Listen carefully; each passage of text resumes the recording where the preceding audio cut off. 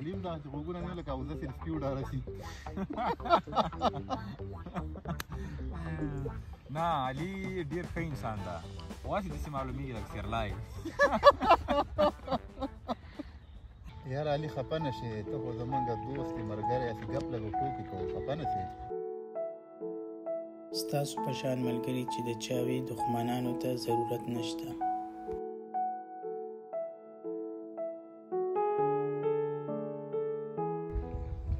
یاره د علي سره خو پرون ډېرې ټوکې ونه کړې. د علي روانه. علي څنګه دې سره روانې لکه رئیس جمهور بیخي سلام نه شی.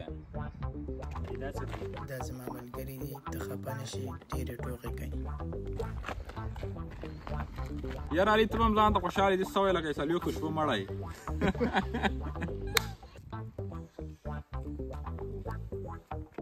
خفه نه شي، دا خو ټوکې دي. ملګریه دا بېعزتي ده د یو انسان. تاسو د ټوکې او د بېعزتۍ په منځ کې فرق نشئ کولی. ټوکه هر انسان نشي خندولی، خو هر زړه ماتولی شي.